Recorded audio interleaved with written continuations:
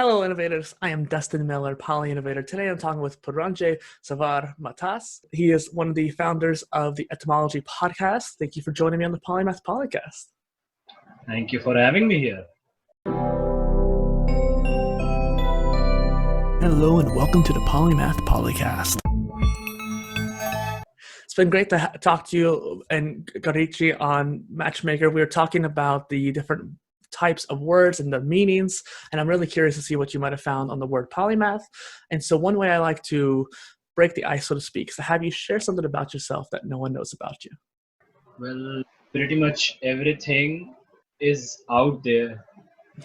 And the thing here is that people don't know that I am not a socialist person. Mm-hmm.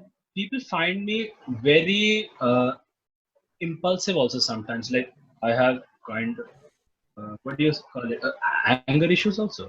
Mm. It's good to speed this emotional intelligence and building up your self-development, that kind of thing. I'm trying to. Yeah. Self-actualization is actually one of the questions we have down the line, so it's perfect. So let's start off by asking, what drove you guys to start the podcast? Okay, so we were having a conversation, like my grandmother, Gayatri, Mm-hmm. and my mother, Manisha, and we were having a conversation, just like random conversation like we should start like audiobooks or something like. And I suggested that we should go for podcast. It's like a trend. We can, interact with people much more, and it's a whole together different package. Like Yeah. it's something much more versatile than an audiobook. Gee, yeah. So what was your mindset before all this? Like what were you trying to do before? You were trying to share an idea and you thought maybe audiobook would work, but then you changed to podcast. So what was the mindset? What were you trying to share? So it all started as my nani, she has done masters in Sanskrit, that too in English, Mm-hmm. like Sanskrit translated in English. So she is so strong Mm-hmm. with the subject that I was after her life to share her knowledge with the world. Mm-hmm. And it just, when the audiobook topic started, and it's something like she got a little bit excited, and things just moved on to starting a podcast, as I was a tech person, so I can do the back end work, and stuff just, moved on. Interesting. And so I saw that you're using Anchor for your platform. It can make a lot of challenges easier. I know that. I've used it myself even. But what sort of difficulties have you faced as a new content creator? As in, difficulties was not one of the things that I faced, because I thought for starting a podcast while back in like 2015 or something. And at that time, I did all the research work, everything to start a podcast. And even I did, but I kept it private Mm. and didn't launch it because I didn't have any content about that topic precisely. So it just kept on improving after every episode, and things just moved on. That's good. I was saying there, it gave you a lot of practice probably. And a lot of the time people have to get used to hearing their own voice. That's the biggest issue there. So something I saw in your profile and I thought was interesting is that you believe in packing deep knowledge about anything. What does that mean to you and how can we do it with deep knowledge? Okay, so deep knowledge is about everything. So let's just say, for example, you have interest in for example, cars. So you are, it's a human mind tendency to think about it all time, to literally give it a thought and find out what it is actually all about. Mm-hmm. If it's a car, you'll find out how the engine works and how the steering works, how the shockers work, and everything else that can. So it's just that people need to focus on what they want Okay.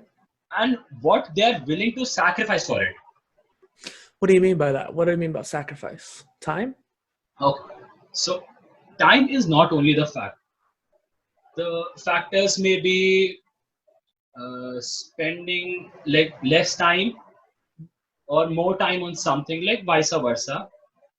And you can say your mind power even decreases when you focus on one thing and not on the other. So it increases and decreases on basis of what you want and what you get.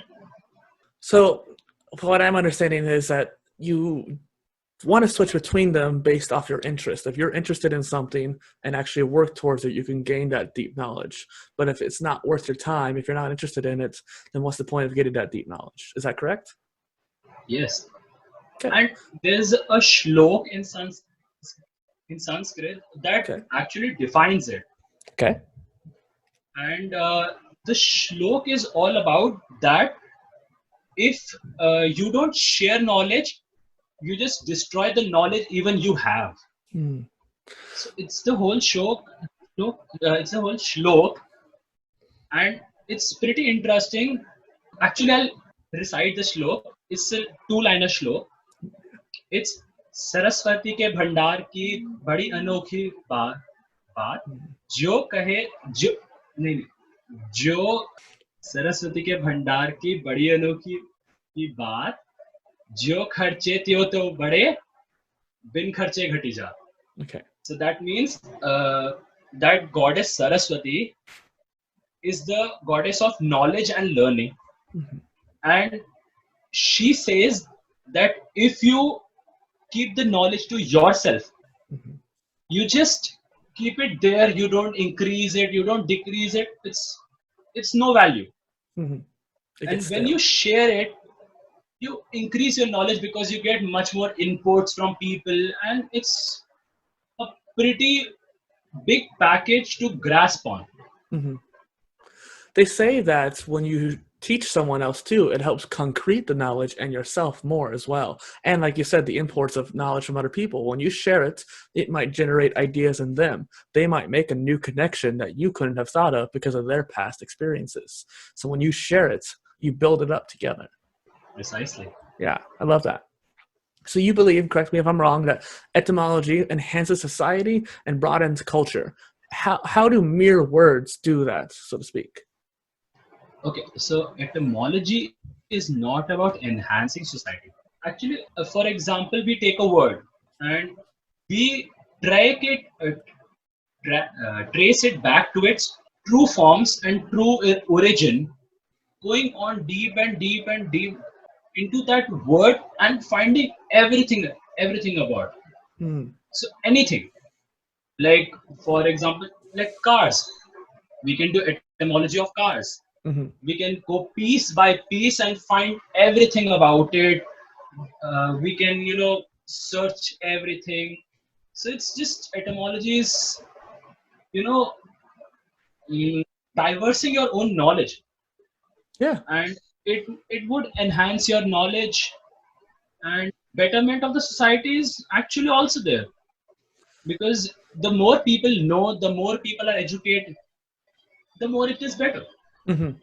It's interesting because I got that question based off of, I think, your website or profile. There was a line on there that said that you guys believe that etymology can improve society through people if that happens. And it's interesting because before PolyInnovator, which runs this show, I built a brand called United Living Construct, which I built to help people become better versions of themselves so that we can build a better society. And so it's just like that, where you start from the bottom. If you teach people to be better, teach them new knowledge, then they can build up the city better as well, and then eventually the world. So it builds up from the ground up. It's Actually, great. that's really true. So every word has an origin in some shape or form, and that can lead to an interesting outcome. What sort of words do you find fascinating? Well, each and every word is fascinating. Actually, the thing here is that if you go deep into something and find something about that thing Mm-hmm. that fascinates you. So looking around even, I find many topics to discuss, to talk, but it's just all about how you perceive things. Mm. Yeah. So we were talking on Matchmaker about the etymology of polymath, the word polymath. And so what are some of the history of the word polymath that you found? Well, I found out that it is a Greek word. It was its origin is around early 17th century, if I'm not wrong, and it is kind of related to the word etymology, Mm. as to it defines the people's learning abilities much more better than etymology, as etymology is just origin and the true forms of it, Hmm. and polymath is about educating much more even on that topic or that thing. At a higher level, so to speak. Yes. So what's interesting is that in my experience, polymath, poly meaning much or many, because it's based off the words polis and poli, much and many. And then there's math, mathematicus, and I think it has to do with the knowledge, and so many areas of knowledge essentially.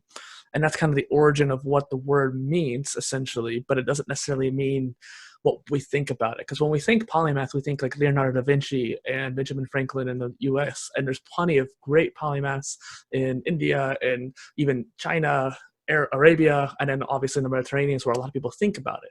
But I've noticed in my research that there's polymaths all around the world. And I'm really curious to see if there's different names for it. I found out that despite the fact we think of Leonardo da Vinci, an Italian Renaissance man, there's no Italian word for polymath. It's fascinating. There's I sprezzatura, didn't which know that. is similar in nature but not the same. There's multipotentiale, which is something along the lines of someone who has the potential to do things but not a polymath. There's no word for it, and Italy is one of the biggest places we think of polymaths because of the Renaissance. And so it's interesting to think about what kind of words are out there. Do you think there's any words in Sanskrit or Hindi or Tamil or something like that that might be connected? So, people lacking deep knowledge are known as Gyani Okay. in Hindi. And I don't know much about Sanskrit, as my grandmother is the one who carry on with the Sanskrit thing. It's interesting to think about too. When you say Gani and you say deep knowledge, is that in one or many areas? Because if it's just one, that would mean that's a specialist. But if it's more, then it could be polymath. Gyani is any person who packs deep knowledge Okay, so about anything. but to me that sounds like a specialist, someone with a deep knowledge in one area. We don't have a specific word for specialist, but we have word for like people who Mm-hmm.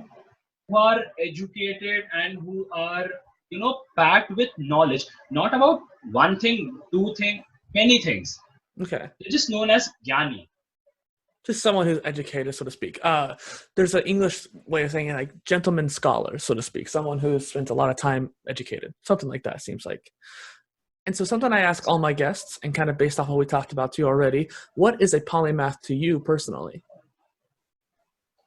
When I first saw your request on Matchmaker, I thought it's a math podcast, and I was like, I'm gonna leave it right here because I am a no person for math. Me either. A lot of people think that with the whole math aspect, but it's just like there's other words with math in it. I can't remember off the top of my head, but math is just an area of knowledge. I think the word mathematis comes from ancient Greek for that is which is learned, that which is learned, or what one gets to know. So it's not even about mathematics, but it's more of just the ideas and stuff. And so I think it's interesting because polymath just means many different areas of knowledge. To you, what does that kind of word mean, though? Now that you know what it means, what do you think about it? But I think it's fascinating that it's a whole together different word than what I thought. Mm-hmm. I thought math or mathematics is all about playing with numbers and plus minus addition subtraction. Okay. That's all stuff. In your studies, how has different languages and their developments changed the way the words form, i.e., Latin languages versus Sanskrit? So I don't speak much of Latin languages Hmm. or Sanskrit, Yeah, it's a but grammar. but do know that most of the languages originate from Sanskrit only. Hmm. For example, Russian even is from Sanskrit. Interesting. Yeah, I didn't know that. Russian, Italian, Portuguese, these languages are based solely on Sanskrit. Even Italian, Italian, though, is a Latin language. it's a Latin language, but its origin starts from Sanskrit only. So, because most of even the European, like the whole Europe, Hmm. most of the languages there are like originated from Sanskrit only. Because things spread from that particular region. Yes. Interesting. And so I agree that words have a lot more power than we realize, and this, especially considering the origin is really important as well, which is why I resonated with the word polymath personally. Are there any words that you resonate with in your life? And there are many. Actually, I the word etymology is so close to me Mm-hmm. because I look at stuff. Uh, Even if I look at a switch, Okay. I, I need to find out how it works, how it turns on, turns off, how the machinery works. That is how I got excited about the whole computer world, Mm-hmm. electronics, and I am literally pursuing the a computer data analyst. So I am actually pursuing that thing, Mm-hmm. and that whole thing is all about like analyzing data. Mm-hmm. Yeah. So my whole degree and my diploma from BCIT is about analyzing data through computers. Yeah. And so it's that same kind of analytical pattern that excites you with the whole aspect. Is with etymology, then, is there any particular experiences that you can remember that you got really excited about a word or something like that you analyzed and dug into? The word is Tridev, and it's a Hindi slash a Sanskrit word, and it means three gods. And the three gods are Brahma, Vishnu, and Mahesh. They are Indian deities, and it really excited me because it started from a single word, then it divided into Okay. three words, and then it got back into one word. Hmm. So it's a whole chain of word. Yeah, that is interesting. And that's one reason why I wanted to have you on the show too, because to talk about just the power of words and how they do change. Because that's interesting how it went from one to multiple to one. And I'm wondering how things are going to change in the future as well. Like perhaps polymath is an ancient, archaic idea. People are going to forget about it. Even with all the stuff that I'm doing, people are like, okay, it's not that important. But a new word will take its place. And I'm curious to see what that might be. It's cool. That might be an interesting, ideology, I guess, Yeah. or Well, like a the prediction. yeah, like the future of etymology, so to speak. How like, trying to use patterns that we recognize from the past and using that data that we know already and try to predict what's going to happen with words down the line. I'm just curious to see, like, have you seen any words that just meant a whole bunch back in the day, but then somehow disappeared over time? Well, there are many words. For example, teachers were like equal to gods. Hmm. At that point of time, teachers were considered equal to gods because they packed knowledge and they had the power to share it. Hmm. And that time they were known as gurus, and the teachers who actually, did prayers and have self motivation, actualization, and much more of self containment Hmm. were known as rishis. Okay. And these two words, gurus and rishis, are not to be found at this point of time. Yeah, it seems You like find you today. try to like go around in India, Mhm. you will not find a single person who knows gurus or rishis like the words. Hmm. And the thing is that they know, like, they speak in English or Hinglish. That is a mixture of Hindi and English. Hmm. And it's so not nice to see or pleasing to see that people are breaking Traditions. languages in Oh, languages and traditions into pieces, and, like, chopping and putting them okay. together. Well, It's not cool. so to me, it seems like that is the natural evolution. But why is it to you that is a bad thing? Why do you feel like that is negative?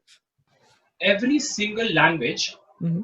has an origin, has a place where it starts, and where it needs to stop. Okay. Every language has a different type of feel, and you can say a different type of motivation to speak a particular language. Okay. For example, I'm speaking to you in English right now, Hmm. but if I see back here, I speak Hindi most often Hmm. and English sometimes. Gee. So there is a difference in where I speak Hindi, where I speak Sanskrit, or where I speak English, Hmm. or even French. It actually develops people's personality in a whole together different way. Yeah. As to, for example, let's just assume that the world, you know, collides with one another and there is only one language left. What kind of diversity would be left in the world, and what kind of different people would be left? They would be all the same. For one, I disagree that there just because it's one language that there's not going to be diversity. There's going to be different subsets still, even if we're still speaking one language. You can look at Singapore, for example, with Singlish, how it's combining all the different kind of languages from Hindi to Mandarin to Malaysian, and all these different languages coming together into Singlish in a way. Because even yes, it their main focus is English. It's still taking into account all the other ones, and it's a unique expression of words and languages and cultures in that one state. And so I think that if there is a global language, I don't think it's going to be detrimental to culture. It almost might enhance, because then it'll bring people together and sharing their cultures much more effectively. I do think also English is a terrible universal language. We should not be using that as the universal language. But so why is your opinion so strong on that? My opinion is strong on that because I have, like, traveled a lot around the world, Mm-hmm. and I see people Mm-hmm. judging another other people on the basis of what language they speak. For example, I go to the US. I speak English, they speak English, it's fine. Mm-hmm. For example, I go to Russia. Now, what I do there? No, I Russian. don't know Russian. They know English, but they are not comfortable speaking. Yeah. Even the slight words of English that I speak, they are kind of disgusted if you see. It's not even like if you see outside of the world. For example, you know that if in India you take a train and travel approximately 100 to 200 kilometers, Mm-hmm. everything changes Yeah. from culture, society, food, people, everything. Dialect and whatnot. Taking that much diversity into the mind of this size Mm-hmm. is very difficult. And if you go down south, I live in North India. Mm-hmm. If you go down south, in the south, like south regions of India, if you try to speak in Hindi or English, they would not even recognize you. They think that their native language at that state, in that state, is mostly Malayalam or Tamil, or Mm-hmm. that in that language region, that languages are pretty much similar. But if a North Indian comes to the South, it's a huge problem Mm-hmm. to actually converse with people. and they don't even try to like show an effort. So if you even just see in India, Mm-hmm. what kind of diversity would you find out there? So I think part of that comes down to cultures too, because a experience comes to mind of, for example, if someone goes to France, especially an English person, or someone from the U.S. or something like that, from the U.K. or U.S., and they barely know a lick of French, and they go there, but they try. They get much more receptive. Most people are much more receptive to it. They're like, "Oh, you're trying, so at least let's help." Unlike a lot of Americans, when they go to a foreign country, they don't even try to learn the language, which is terrible. I think that if you go to any other country that speaks a different language as their main language, you should learn what that main language is. I feel like different countries, different dialects is different. I think that's a different internal debate. But for different countries, if I were to go to India, I should learn the language of the region that I'm visiting. I feel like at least a little bit. But I feel like it has to be the person's responsibility per se to try to learn it versus the society's person to conform. I have a policy Mm-hmm. that whenever I like, when at that moment I land in another country, Mm-hmm. I try to speak to the airport authority or to the local people there, and the first thing I ask is how do you pronounce hello, welcome, thank you, Mm-hmm. and just the regard and the greetings part of that language where I am visiting. For Mm-hmm. example, if I'm visiting France, I'll make sure Mm-hmm. to learn that basic of the language so I can even greet or say thank you, or it's just a basic idea of even knowing 4 or 5 words in that language. People are so happy about it.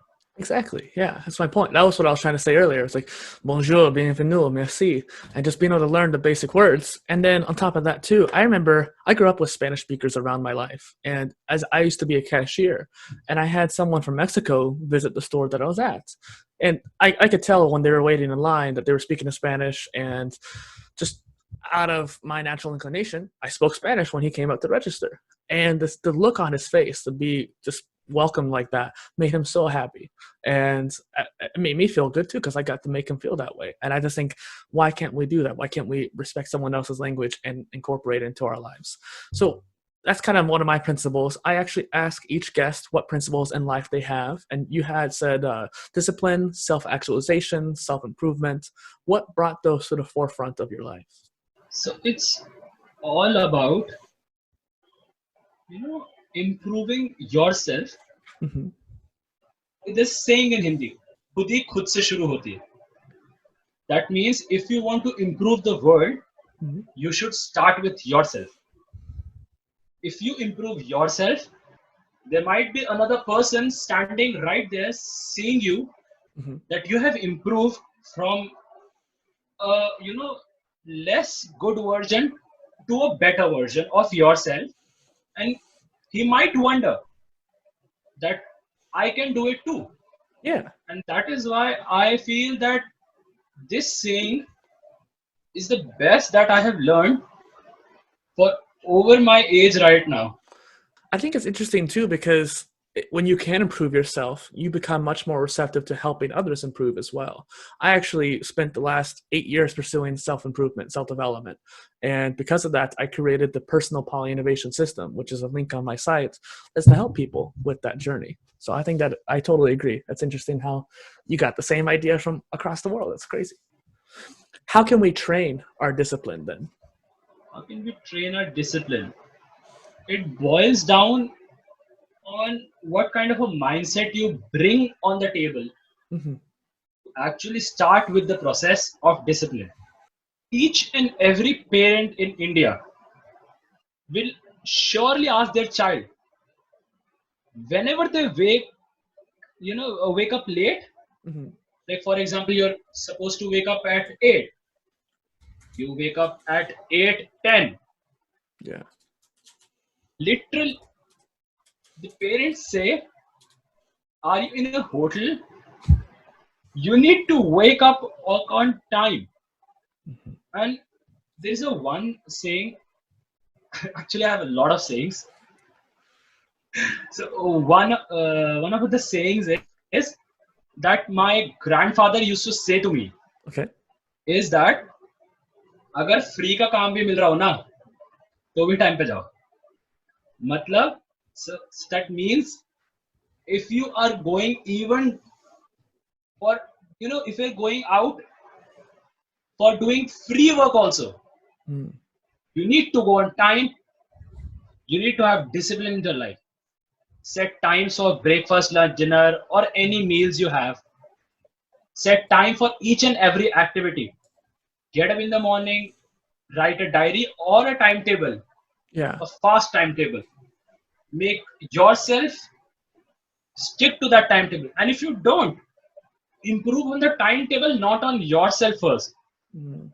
Because if you try to mend yourself first than the timetable, it would all go wrong and you would end even worse what you started with. Yeah. You might Because even. the even thought of changing a person, Mm-hmm. like myself, for example, if I think that I need to change myself, that is not gonna happen. You need to start thinking that you are changing another person, and you will show effort, because human is a social animal. Mm-hmm. We like to, communicate, interact much more often Mm-hmm. than we communicate with ourselves. So if we start talking to ourselves, for example, in the mirror, get up in the mornings, talk to yourself in the mirror, give yourself good lucks for the day, best wishes for the day, have an amazing breakfast and start your day. Mm-hmm. I personally feel that breakfast is the most important meal of the day, because it's the foundation of the day. It's interesting because What do you think? I personally never liked breakfast. I was always a night owl, so I'd want to stay up late and wake up a little bit later because of it. And by the time I got up, I never had any hunger. So if I were to eat breakfast, I had to force the food. And so it's interesting to think about, like, I do agree, like, how you start the day is very important, but it's interesting that you think that breakfast is the key point.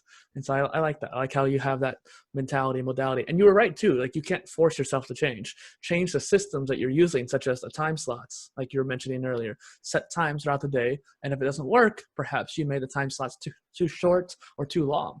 They say that your work can expand to the time you allow for it. So if you allow 3 hours, but you can get it done in 30 minutes, you're going to take those 3 hours because you set out that 3 hours time span. Versus if you set only 30 minutes, you may be able to get it done in 30 minutes because you have that artificial time limit. But yeah, that's cool. We also got to worry not to So burn out. That's what I was worried about too. e- e- I am also actually a night person. Mm, I sleep around at 3 or 4 in night, mm, and wake up at 7 or 8:30 in between that time in morning, and I just start my day like a regular person with that little of sleep, because I have a king size breakfast. huh. So you can just burn If out the you calories. start your day with fruits, some veggies, and a little bit of what you like, it's not about what you eat.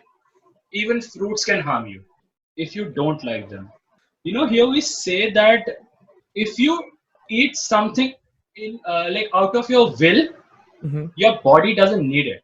If you are willing to eat a thing, for example, some people might eat carrots and you don't. Mm-hmm. So people are different. So it is interesting you sleep so little. I do worry that perhaps that might be a little too little. I don't know per se, but I am a personal trainer. I do think that it's interesting that you sleep so little, but you compensate for that by consuming more. So I wonder if you might try a polyphasic sleep cycle. So what that means is, instead of sleeping for just one phase from like 8 p.m. to 6 a.m., that one long part, you break that up. Like, you sleep only for 3 hours at night, but then around 2 p.m. in the afternoon you sleep for another couple of hours, and you break up that big phase into smaller chunks. And so that way you can sleep very little, get your energy from the food, and then down the line get more recovery from that sleep. So like, I don't know when you get your low point, but for me, it's 1 p.m. When 1 p.m. hits, I am tired. I don't know why. I could eat, I could have caffeine, I could have coffee, tea, doesn't matter. I'll still crash at 1 p.m. So those will be times I'll take a nap. So I'm just wondering if maybe a polyphasic sleep cycle will be interesting for you. So here's the thing that I am a power nap person. Mm. Yeah. So like even when I was small, like 2 or 3 years old, I used to sleep for like 1 and a half hour, Mm. and I used to get the whole day's energy. And it's valid till date that I get energy from Mm-hmm. being with people Mm-hmm. that I'm close to. So, for example, if I don't know a person, I get negative vibes from him. And Mm-hmm. if I am a person that I know, I recognize, or even a new face who has been introduced in my life, Mm-hmm. I take it very positively, and that positivity brings me joy within and gives me energy. Mm-hmm. So that the whole positivity thing helps me a lot in the sense that I actually kind of take energy away from people. Do you think that, are you extroverted or introverted? I am in the middle, I guess. That's an ambivert. So am I. That's good. So you talked also about kind of manifesting a little bit and whatnot on the profile. So I wanted to ask, if we wish to like manifest our desires in life, then we must actualize them via the execution actions that we take. How, in your experience, is the best way to go about that? So as I said that you need to develop your mindset Mm-hmm. through the different factors in your life, like food, sleep, people or no people, Mm-hmm. Gee. or things you get interested in, and that all 4 or 5 things combines into one and gives you a focus or a channel to actually go ahead in life. The people who have purpose in life, or not even purpose, if they even figure out the purpose in life, they are done with life and they just enjoy the time they have. And that is pretty late when people actually find out what they actually want, or what they actually desire. Mm. As There's for a. me, Mhm. I found out real quick that you need to always have a happy face around, and that would just increase the positivity within you rather than grasping others' positivity. It kind of also made me think of the Japanese word ikigai, is your reason for being. And when you find that reason for being, you understand your purpose in life much more. And you can actually pursue it and be much more happier. That's not easy to find, No. because when the person finds the right motivation for him or her, Mm-hmm. it's that point of time they don't realize it, that this is what I want. Because it's an early age, people develop. So at my age, I can guarantee that most of the people don't know what they're doing with life or what they're gonna be. I am 19 years of age. This year I'm gonna be 19. I'm just 18 actually right now. Yeah, that's nice. So it opens a whole new world of where you actually belong. Mm, So when you find out, actually, it's just too late. yeah. The people who find out, it's much more better because you have happiness then. Yeah. You, So we're. you tend to be much more happier as to what your past self was. Mhm. I was lucky because I was able to find what I cared about and what my purpose was in life quite young. And it evolved as I got older, of course, but I had a goal that I wanted to reach towards. I understood that. And I was lucky, I feel like, in that. But how do you think people can find their purpose in life so that they can be happy? Start with your day-to-day activities. Okay. You know, get up in the morning, do your daily stuff, and just get on with life. And whatever makes you happy, Hmm. try to do it more. Try to find out about new things, new people. Try meeting new people every day. I make sure that I converse with one new person at least every once or twice a week. Mm. So that gives me much more of an view of what people perceive Mhm. of me and how I can improve myself or my surroundings with me. How are you finding the ability to do that considering quarantine and the pandemic right now? Do you find I use people social online? media, Yeah, social media. Okay, that makes sense. So I Insta, how Snap, and everything like that. so how do you see your podcast developing? You said you have a handful of episodes so far. You're still starting out. Where do you see it going? I am not sure where this podcast will end up because it's just the starting phase Mhm. and you cannot push yourself to decide at this early stage of what your podcast would all be about. Mhm. So, for example, this started as an etymology podcast. We used to break up words, tell their meanings, tell their origin, Sounds cool. just in Hindi and Sanskrit. Wow. Our Yeah. first episode is all about Hindi and Sanskrit. Then the thought came, let's do English also. We'll Right. have more people, we'll spread more knowledge. So I started with the English version. Mhm. So my grandmother used to do Hindi. I used to translate, change things a little bit here, and used to do my English episode. So that is where it all started. And now we are even doing a bonus series. Mhm. We have interviews lined up. For example, you asked us out for that interview, Mhm. like with us. Mhm. You asked for the interview. I thought it's a math podcast. I was escaping. Then I read what your message. I listened to one or two episodes of a podcast.